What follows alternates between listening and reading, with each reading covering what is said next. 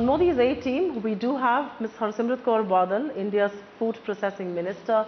There's a lot that has happened under her leadership, but plenty of ground that still needs to be covered. 3 years of your government, and I think your ministry has made a lot of progress in terms of the relaxation every year that you're looking at, or the kind of investments that you want to get, or a big food event that's coming up in November. But I just specifically want to start, take up specific issues.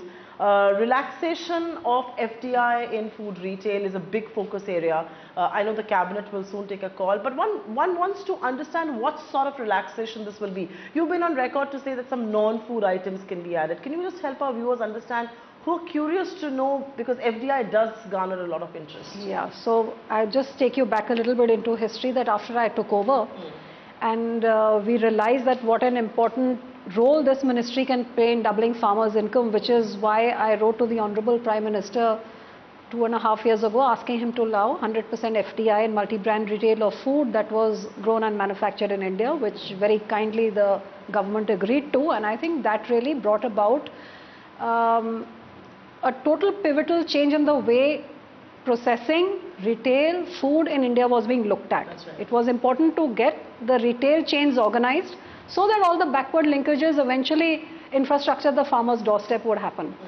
So when we allowed this 100% FDI and multi-brand retail, and of course although the idea was floated by me, but the policy had to be made by Commerce, and they did all the fine tuning, and the fine print was out in around July or August last year. Yes.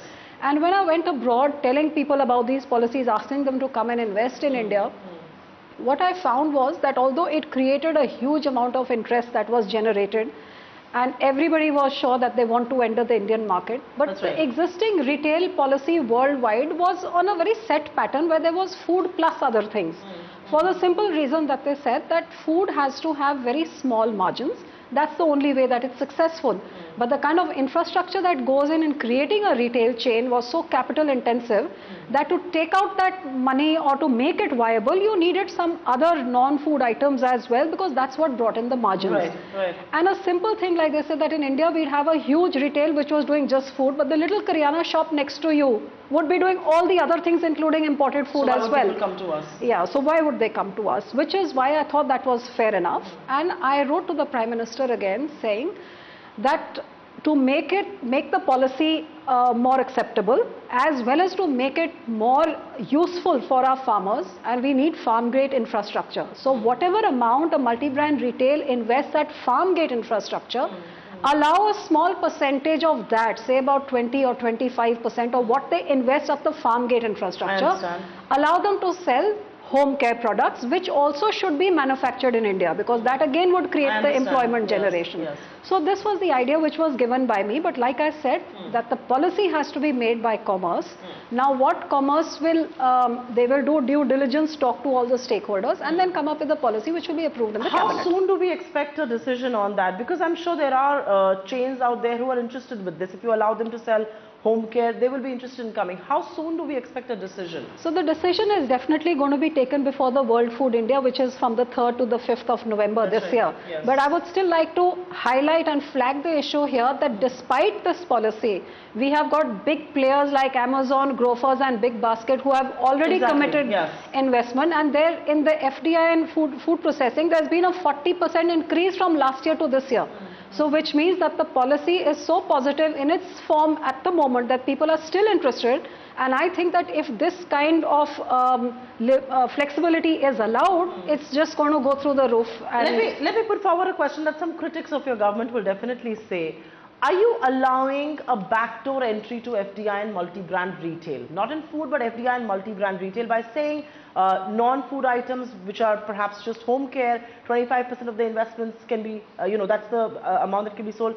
Are you here, how are you going to defend your position that this is not entry for multi-brand retail? Because for all practical purposes, this is.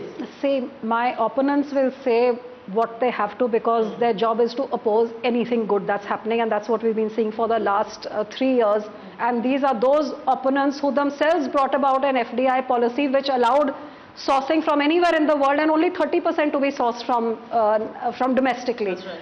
So I would again want to reiterate over here, whatever a multi-brand retail is doing in the front end, and however much of that they invest in the back end, if they are doing 100,000 in the front end and they do 2,000 at farm gate level, 20% of that, which turns out overall not even 5%. So it's a very minuscule percent. It's basically like giving them a sweetener, and that 5%, if it generates employment for thousands and lakhs of youth, it's still well worth it in a country which job security is one of the main things. I think people will say you've taken a pragmatic approach to this, which is the right approach to take. Your principal opposition, the Congress, brought about multi-brand retail. It was the BJP and its constituents that were opposed to this. Are you here suggesting, and let's be candid, I mean, you've got a pragmatic approach to this, you're giving them a sweetener because this will bring in jobs, this will bring in investments, and I'm going to talk about that next. But will you candidly admit that perhaps the opposition to multi-brand retail that your party had while it's in the opposition is a lot less today? You can work around multi-brand retail, and that staunch opposition is not warranted. Well, I think that's not true. We've stuck to our stand, that what it was then.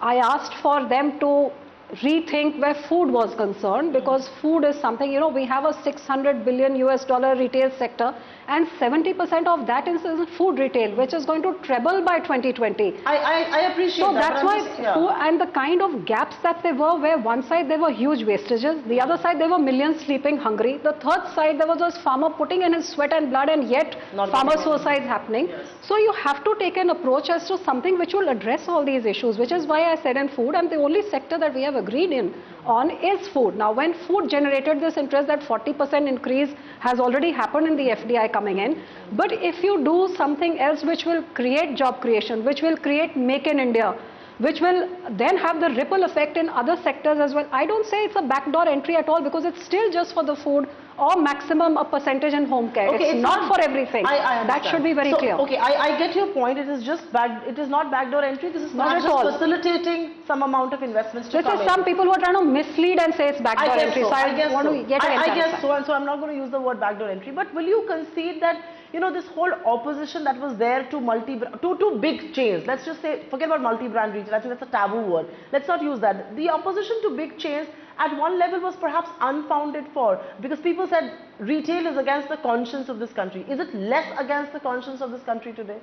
No, I think I don't know what the opposition will manufacture and come up with something or the other. It's not the opposition. I think on retail it's your constituents who kind of get up in arms, and because of the way it is portrayed to them. I mean, if you look at how we try to do land acquisition to ensure that every farmer gets a job, but they gave it a different color altogether. You know, it's the opposition's job to give it a negative connotation. But now, as far as this is concerned, where food processing, you know, in our food processing, a bulk of it is in the unorganized sector. There's a very small amount which is in the organized sector. Now, until you tie up the retail, where retail becomes organized, and you look at the changing India today. Today, there's this young youth. Now, if we look at processed food, you look at the amount of hours your grandmother spent in the kitchen or your mother spent. Do you spend that much of time? And your kids don't even want to spend that much. So, you know, our habits are changing. When grandmom used to sit and peel those peas, if someone tells us that, okay, don't buy the frozen peas, but certain lifestyle is changing, and this is not just changing in the big cities, it's changing in the tier 2 and tier 3 cities as well, which is why people like Amazon are focusing big time on tier 2 and tier 3 cities, because they too want what is available to us, and we want what is available in the Western markets when we go shopping over there in the big grocery stores. So you don't believe this is the start of opening up multi-brand retail as an entirety? You don't think it's No, not at all. It is definitely a start of opening up of multi-brand retail in the food sector, and that too for food which is manufactured and produced in India, which I say in simple terms, विदेशी पैसे के साथ हमने स्वदेशी किसानों का फायदा और भला करना है. So in simple terms, bring in the foreign money and create the infrastructure which is going to help the domestic farmers and the domestic consumers. Now, this is a sector that will see a lot of interest from the big daddies like a Walmart, a Metro, or Cash and Carry, or even for that matter Tesco. When do we see these players start coming in? Are these sweeteners at least wooing them? Are these enough to woo them? So like I said, that one of the reasons why I'm holding the World Food India, which as you know is the biggest food fair which is going to take place of an international standard of an Anuga or a Sial, which is from the 3rd to the 5th of November. The reason why this came about was because when I went abroad and I saw the kind of interest that was generated by processing machine manufacturers, by retailers, by processors, by technology guys, by reefer van guys. I mean, the entire gamut, they were all looking at India, but they were that, oh, how do we go about it? Can you find us a local person who we can enter the market through? Right. And I suddenly realized that why not make use of this opportunity instead of introducing one person to one person? Why not have a platform where every state can showcase its strengths, its tie-ups, its policies, and every international country can come as well as look for those tie-ups in those opportunities available. So that is why this World Food India is actually going to provide that platform. If you're a packaging guy, if you're a technology guy, if you're a processor, if you're a retailer, you're giving them a platform. and if you're looking for sourcing, because today we have huge nations flushed with funds like UAE or Japan who are looking to source new things from India. Today, every 6th human being on the planet is an Indian, living in different parts of the globe, looking for something from his state or his cuisine. And if you go to a usual retail, one of these big retail chains abroad, all you'll see in the Indian section is either an Indian curry or maximum butter chicken masala. That's about it. But you look at the cuisine that is to offer from one state to the other, the desserts and others. So a lot of them are looking at sourcing opportunities as well, because we are one of the largest manufacturers of fruits, vegetables, producers of fruits, vegetables, cereals, milk. Right. And we have only 10% processing happening. So not just processing, but even sourcing is what a lot of countries are looking at. This platform of World Food India proposes to provide that platform where they can find people who to source from. Indeed. Or they can find partnerships to tie up and manufacture for the Indian market.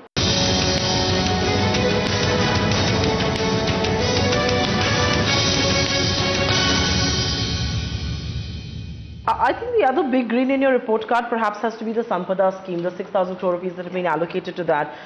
Could you help our viewers understand how this national food grid is going to come about, and what kind of investments, what kind of job opportunities are you looking there?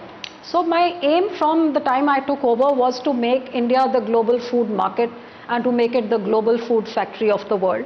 To achieve this, we needed to have a national food grid, which would provide seamless transfer of food from the producing farms to the consuming hubs with 0% wastage.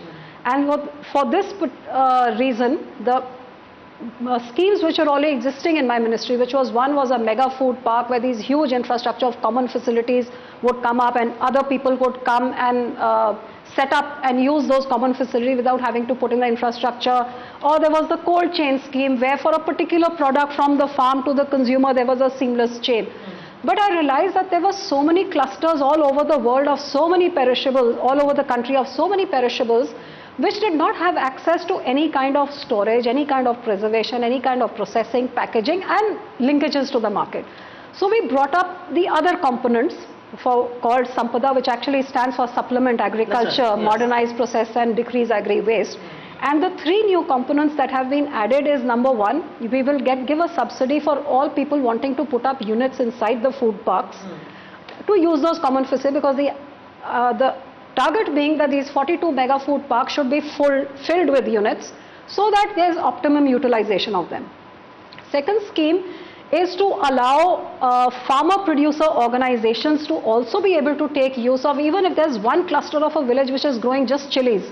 So through technology, we're going to map all the clusters which are in the country, what kind of infrastructure for preservation and storage is available, and then in a focused manner, put up processing and preservation units in those areas and link them to a market. So eventually you link them to a market, you link them to my cold chains, and I link them to my mega food parks and then link them to the retailers. So not only will a seamless grid be within the different components of my ministry, but also for other people, private players to come and source from and make use of this. We process only 10% of our milk and vegetable and fruits and poultry. Total is 10%? Yes. So where do you see this number go? So I would say that now, for example, the Sampada scheme, which we have got 6,000 crores, will leverage almost 31,000 crores worth of investment.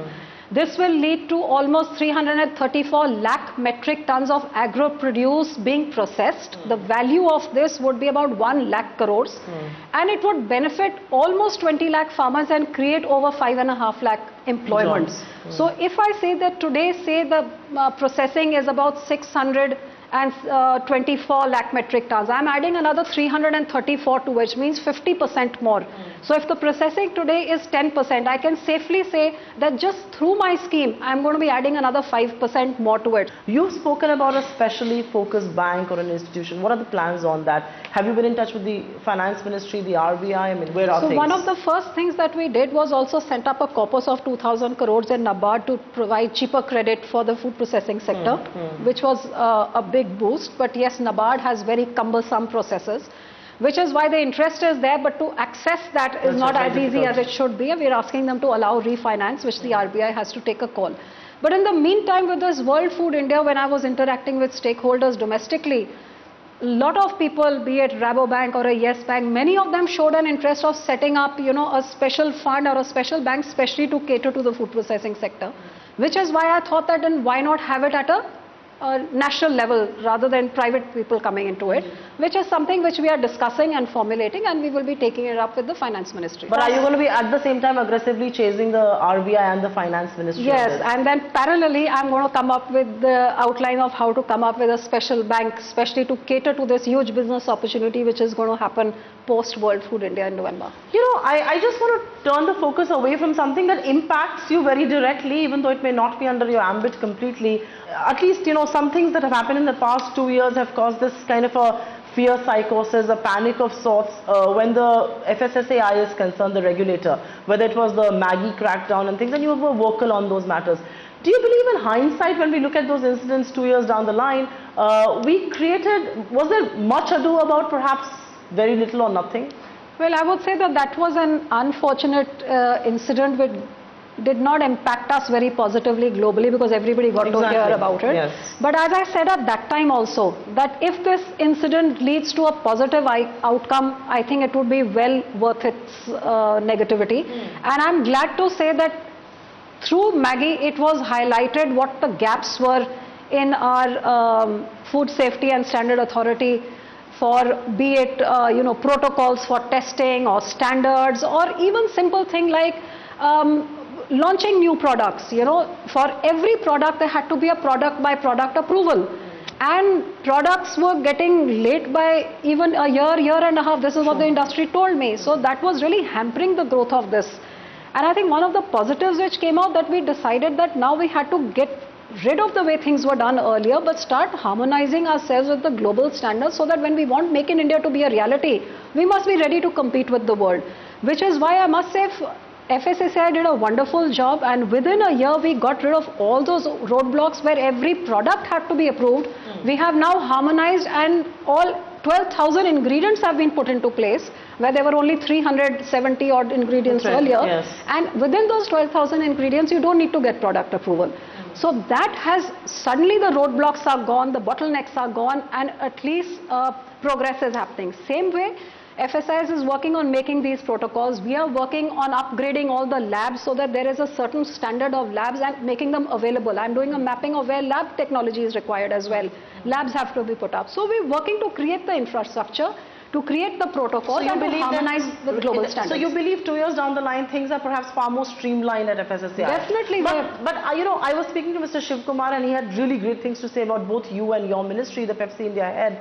And he said she's been most active, she's engaged us with the secretary, she's put us with the right people, she's fought our battles in finance. But let me just ask you the tough question on that. While you were lauding the FSSAI today, and rightly so, they've perhaps tried to put the house in order. But what about these panel reports that come where there should be a ban on advertisements as far as junk food is concerned, or there should be higher taxation? I mean, this impacts players directly under your ambit. So are these irresponsible reports, if I may, or do you believe it's in the larger interest? I think Food Safety Standard Authority of India is an autonomous body which is actually answerable for the kind of packaged food which goes into our market, and to take care of the health of the people. There's a scientific panel which looks into everything, and if a scientific panel feels that certain things are not good for the Indian health, I think they must flag that issue, and to ensure that lesser people go for that. Yes, maybe sometimes they price it at a higher rate, or they may advertise about it, or they may take whatever steps they feel is necessary. This is a call that they take. But any time that it affects the industry in a certain manner where it is uncalled for or unfair, the industry definitely flags it and we talk it out and we discuss it. As far as taxes are concerned, with the GST, one nation, one tax, I think that's going to get rid of a lot of the tax issues. And anybody who has an issue, there's going to be a GST council who they can go and discuss with and have a very reasonable discussion and ensure that it's sorted out. You're making it sound a lot simpler than you perhaps are battling with, and I'm going to go back to the question. The FSSA panel has talked about cracking down on junk food. It bats for higher taxation and ad ban. I am sure the industry has already approached you, because a lot of those players believe that why should chips alone be highly taxed, whereas all that namkeen out there in the market is not. Why are we talking about Pepsi or a Coke being bad for health? Why are we not talking about sugar, ghee and oil? I mean, so how do you balance these arguments out? And doesn't the FSSAI also need to look into some of these issues? No, see, FSSAI will only look at the safety and the standards. The taxes has nothing to do with FSSAI. If it's a sugar or a ghee that you're consuming, how much you're consuming is in your own hand. But how much of it is going in something that you can't see? Highlighting that to the person must be there on the labeling, must be there in advertising, can be flagged through articles and all. And if we find that the health of the nation is suffering, because still a large part of our people are not so literate and understand, but are consuming those products thinking because of the big ad campaigns and all, then we may put them in the higher tax bracket.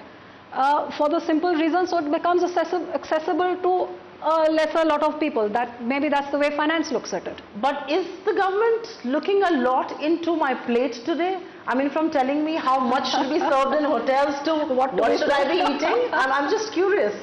And as the food processing minister, you must answer that question. Is the big brother watching me all the time? I think every ministry tries to do the best that it can for the mandate that it's given.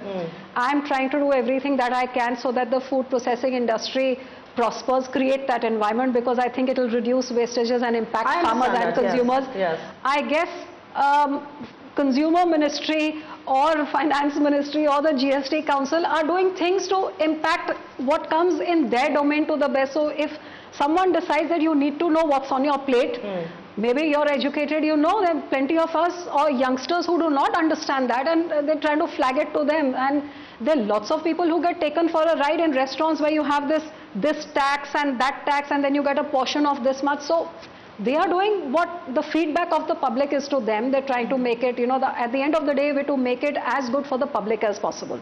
So why a ministry takes a decision that it does, I can answer for my own. I'm sure the others will very pragmatically and very capably be able to answer as to the decisions why they are taking. So as long as I'm not told what to eat and what not to eat by the government, I'm fine with this. But I will take a quick question on that. GST you mentioned, and I know that the GST Council is going to deliberate upon rate fitments and all that later on. But one is curious to know, I mean, there's already this report about how the colas perhaps will be in the sin tax and all of that. And I know the companies have all been at your doorstep seeking help. What's your personal view on this?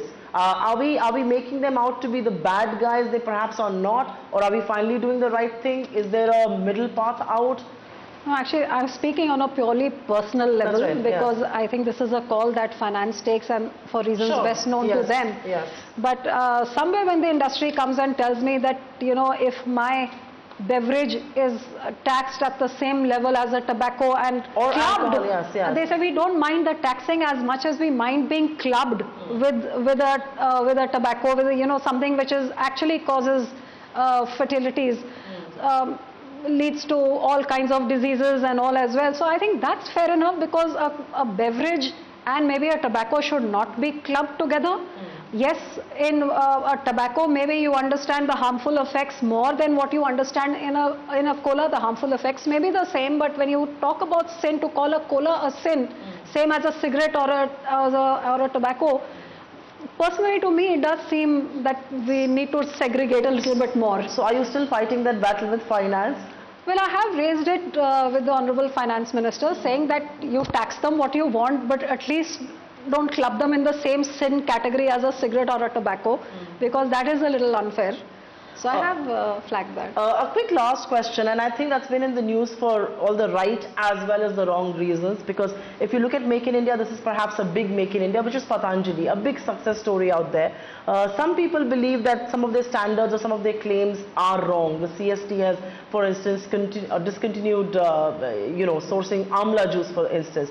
I just want to understand, Are they going to be a specific provision for things like these to protect consumers? I know there's a consumer protection ministry, but from your point of view, because food processing will also perhaps have to look at this as the sector expands going forward. See, I think this domain comes under FSSAI again. Exactly, yes. And Patanjali, like everyone else, also has to take the necessary approvals according to the, the guidelines are the same for everybody. And what they are making, they must ensure that the standards are met, because at the end of the day, the bigger you grow is your reputation at stake. That's right. One of the reasons why the multinationals don't fool around, because they have a reputation worldwide. Now, Patanjali has done really well. The brand has built up. It's a domestic brand which has built up really well. And now if they want to carry on and build from where they are building, they will have to maintain the quality standards, because incidents like this will damage them. That's right. So not only will people become more aware, but the trust factors, which is what your business grows on in a business model, is something which everybody will have to work on, and it's FSI's job to ensure that what is being said on the packet, that's what is inside, that they're doing their due diligence. And if it is found lacking, it is going to be highlighted and it is going to impact that particular company negatively. But as a policy maker, does it worry you that there's a lot of false claim out there being made? Yeah, I think that definitely, that is also what FSI is looking at and does need to be looked at, because we as consumers and as laymen and lot of people in the rural area only go according to the claims being made. And the claims must be authenticated and backed up with scientific research to prove that. You can't just go around promising the moon and fooling the consumer, and there must be strict action taken against people who do that. Either they must prove it, there must be a scientific proof to that, or until they procure that proof, they must not make those claims. On that note, ma'am, thank you very much for your time, and we wish you all the very best with all your initiatives, and especially the big World Food event coming your way. Thank you so very much. Thank you.